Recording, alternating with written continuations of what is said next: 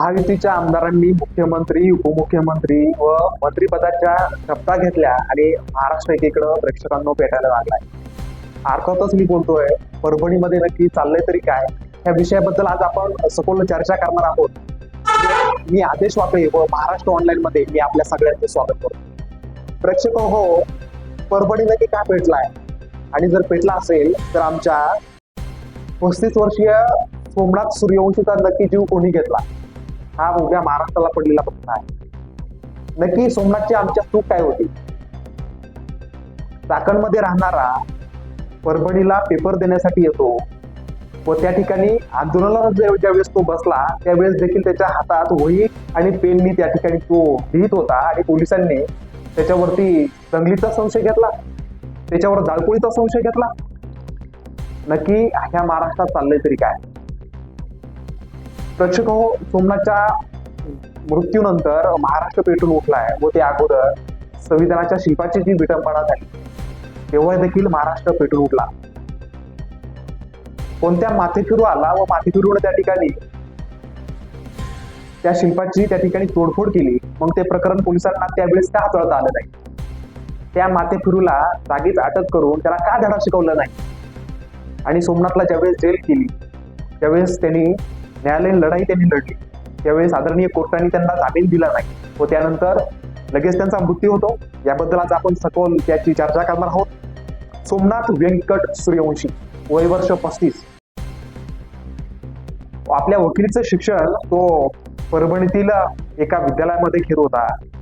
एकूणच वडार समाजातील हा आमचा समाज बांधव आणि त्याच्यावरती जर आंदोलन केलं, वही पेन हातात घेऊन ते आंदोलन केलं म्हणून जर त्याला त्या ठिकाणी जेलमध्ये जाऊन त्याला मारहाण होत असेल आणि त्यानंतर त्याचा मृत्यू होत असेल तर ही बाब महाराष्ट्राच्या मुख्यमंत्री महोदय देवेंद्रजी फडणवीस, उपमुख्यमंत्री अजितदादा पवार व दुसरे आपले उपमुख्यमंत्री शिंदे साहेब यांनी आता यामध्ये लक्ष घालणं गरजेचं आहे व जे कोणी पोलीस अधिकारी असेल त्यांना तात्काळ निलंबनाची कारवाई सध्या झाली पाहिजे. मात्र ते पोलीस अधिकारी कोण होते हीच बाब समोर यायला तयार नाही. आपण जर हा संपूर्ण या घटनेचा जर क्रम पाहिला तर पहिल्यांदा त्या शिल्पाची तोडफोड झाली, नंतर सोमनाथ सारखे अनेक युवक त्या ठिकाणी समोर आले होते. नंतर सोमनाथला त्या ठिकाणी अटक झाली. अटक झाल्यानंतर 14 दिवसांची त्याला पोलीस कोठडी आदरणीय न्यायालयाकडून त्याला देण्यात आली. त्यानंतर 15 डिसेंबरला त्याचा मृत्यू झाला.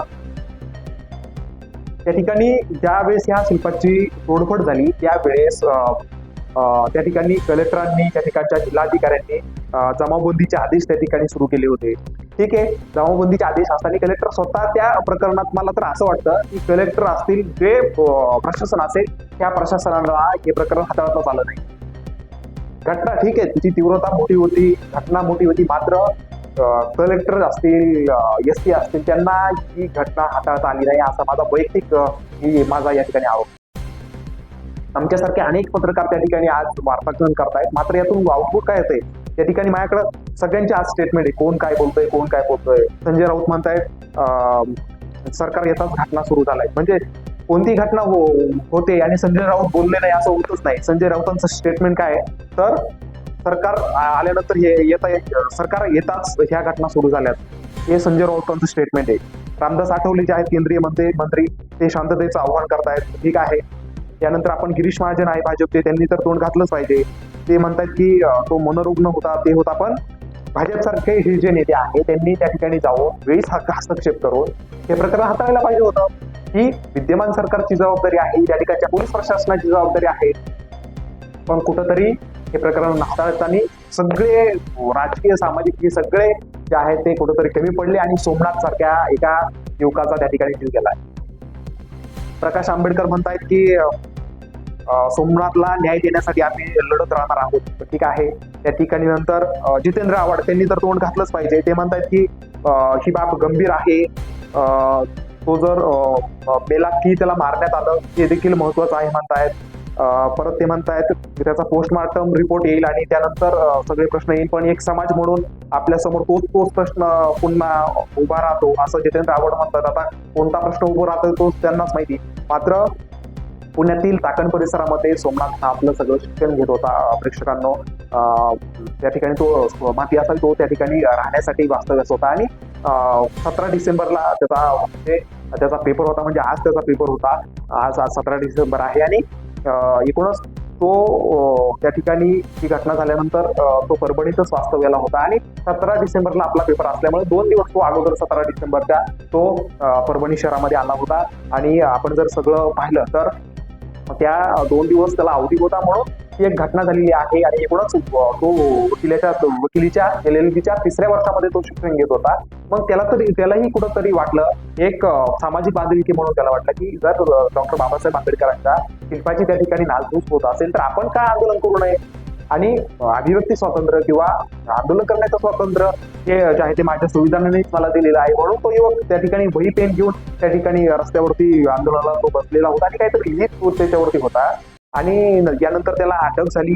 अटक का झाली तर त्यांनी जंगली जाळपोळ घडवल्या अशी माहिती पोलीस प्रशासनाला दिली. मग पोलीस प्रशासनाला माहिती देणारे नक्की कोण बगलबच्चे आहेत त्यांनी देखील आता पुढे येणं महत्वाचं आहे. त्यांची नावं पुढे येणं महत्वाचं आहे. आणि एकूणच आता आपण जर पाहिलं तर आदरणीय कोर्टामध्ये युक्तिवाद झाला. त्याचा युक्तिवाद देखील झाला आणि त्यांचा जामीन अर्ज जो आहे सोमनाथचा तो फेटाळण्यात आला व फेटाळल्यानंतर त्याला पोलीस कस्टडी देण्यात आली होती 14 दिवसाची. ह्या आपल्या सगळ्यांमध्ये फिरणारा आंदोलन करणारा एक युवक ज्या वेळेस याच्यामध्ये तुरुंगामध्ये जातो तर त्याला अशी कोणती अमानुषपणे मारहाण होते, त्याला नक्की काय होतं.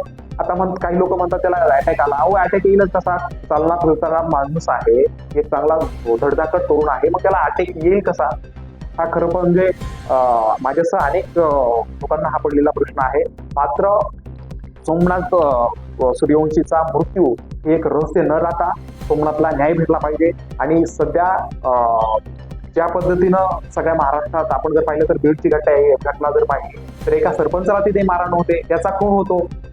त्या ठिकाणचे जे आमदार आहेत सुरेश धस यांनी तर सांगितलं की त्याच्या अंगावरती मारण्यासाठी जागा सुद्धा शिल्लक नव्हती. मग प्रेक्षक होऊन त्या महाराष्ट्रात नक्की चाललंय काय. सोमनाथ सूर्यवंशी असेल किंवा बीडचे सरपंच असतील या 2 घटना ताज्या आहेत आणि त्याचंच ऋण जर सगळ्या महाराष्ट्रात जर फिरलं तर नक्की काय होईल या महाराष्ट्रात. खरं तर पोलीस प्रशासनाने आणि सध्याच्या महायुतीच्या सरकारने यामध्ये वेळीच लक्ष घातलं पाहिजे. परभणीतली इंटरनेट सुविधा देखील काही काळासाठी बंद होती किंवा बंद पण आहे. जिल्हाधिकारी कार्यालयात देखील त्या ठिकाणी समाज बांधवांनी आपल्या काही त्या ठिकाणी तोडफोड केल्याचं समजत आहे. मात्र महाराष्ट्र ऑनलाईन कडून मी सगळ्या आपल्या समाज बांधवांना आव्हान करतो की आपल्याला सोमनाथला न्याय द्यायचा आहे. मात्र आपण कायदा सुव्यवस्थेचं सगळं पालन करीत त्या ठिकाणी आपण सगळ्या मार्गांचा अवलंब केला पाहिजे. आणि एकूणच जे कोणी पोलीस अधिकारी असतील त्यांना आपण संविधानाच्या मार्गाने त्या ठिकाणी समोर जाऊन त्याला आपण लढा देणारच आहोत. या ठिकाणी आपण जर पाहिलं तर कोणाची काय स्टेटमेंट येत आहेत ते देखील महत्वाचं आहे. नाना पटोलेंनी देखील विधानसभेत या सगळ्या याला उलगडा करण्यासाठी त्यांनी काही प्रश्न उपस्थित केले होते.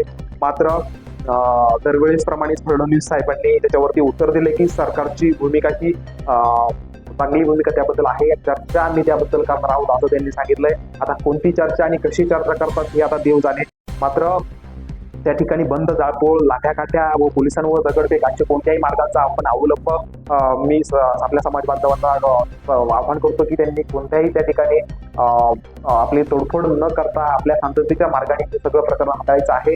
आणि डॉक्टर बाबासाहेब आंबेडकरांचा जो विचार आहे का संघटित व्हा आणि लढा असा त्यांचा जो आपल्याला संदेश आहे या संदेशाचं आपल्याला अवलोकन करायचं आहे आणि त्या संविधानाच्या मार्गाने आपल्याला लढाई करायची आहे. सोमनाथचा मृत्यू कोणत्या नालायक लोकांमुळे झाला हे देखील समोर येणं महत्वाचं आहे.